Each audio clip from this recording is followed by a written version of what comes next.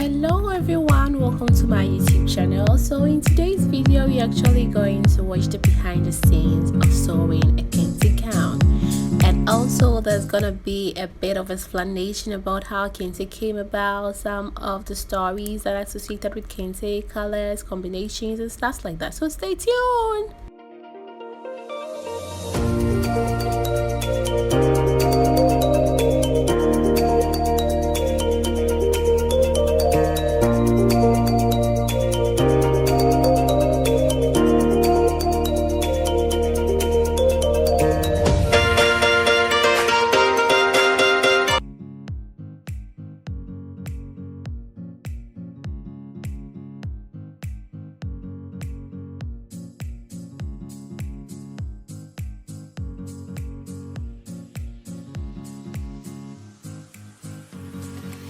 So in this video we're actually going to watch the behind the scenes of how the kente gown actually came about, how the sewing and cutting and everything actually went about. Because of that, you're going to take advantage of it and get to know how kente came about, the production, the history, the characteristics, people that wear it, symbolic meaning of the colors and co. So stay tuned and let's enjoy this. Okay, so before I start, kente refers to a Ghanaian textiles made of woven cloth strips of cotton and silk. Historically, the fabric was worn in the toga fashion world by the royalty among the ethnic groups such as the Ashantis and Ewa in the modern day Ghana.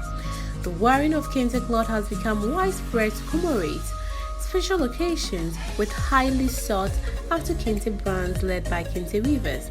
Due to the popularity of the kente patterns, kente print, which is a mass production version typically produced in China, is popular throughout the West.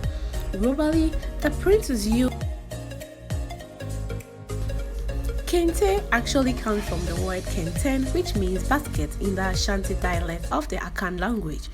Referring as basket-like pattern in Ghana, the Akan ethnic groups also refers to kente as inyam toma, meaning woven cloth.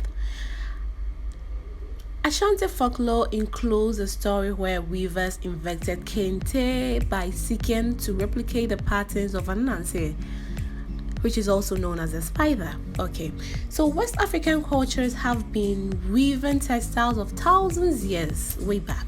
Kente may have been developed from a variety of weaving traditions which existed in Ghana since before the 11th century, with excavations in the region showing instruments such as planers, wools and looms with. By the 17th century, during the rise of the Ashanti Empire, kente became popularized among the royalties, and by the early 19th century, master weavers of kente houses could be seen throughout the Ashanti capital of Kumasi. So, kente production can be classified by three versions: the authentic kente cloth made by traditional weavers, kente prints produced by brands such as Valsco and Akosombo Textiles Limited, and mass-produced kente patterns typically produced in China for the Western years. Authentic kente cloth is the most expensive, while kente prints varies in prices depending on the production style. For authentic kente, the towns of Boire, Sakoro, Ntonso, Safo, Ejuma, Womase are noted for kente weaving, are located in the Ashanti region. Weaving is done on a wooden loom, which multiple threads are dyed fabrics and pressed together. Weavers are typically apprentices under a master weaver or a company for a number of years before producing their own patterns. Rolls of cloth are then imprinted with a brand to signify authenticity. Also, kente patterns varies in complexity, with each pattern having a name or a message by the weaver.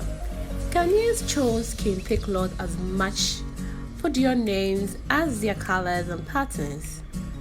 Although the cloth are identified primarily by the patterns found in the lengthwise wrap dress, there is often little correlation between appearance and names. Names are derived from several sources, including proverbs, historical events, important chiefs, queen mothers, and plants. The cloth symbolizes high in value. And Irena, which refers to a simple wrap design strips created using plain weave and a single pair of headers. The design and motifs in Kente cloth is traditionally abstract.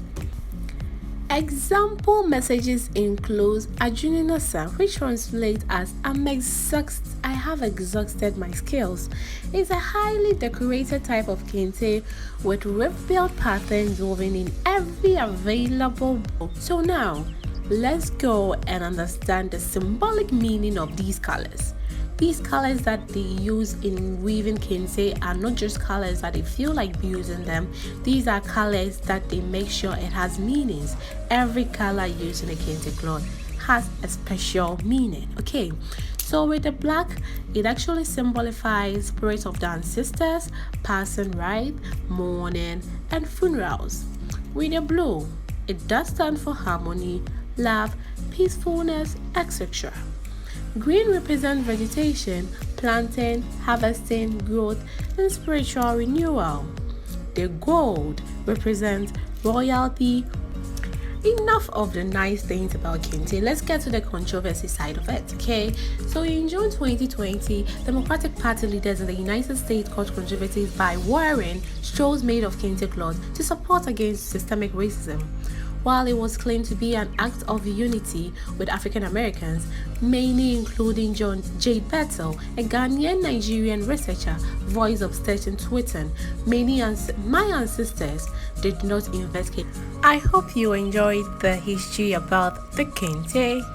Please stay tuned and subscribe for more amazing videos.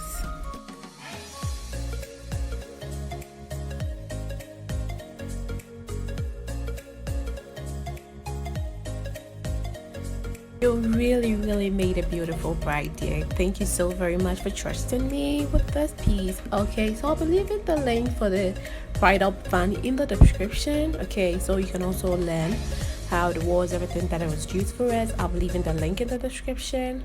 You made a very beautiful bride. Thank you once again for trusting me on this. Love you, XOXO.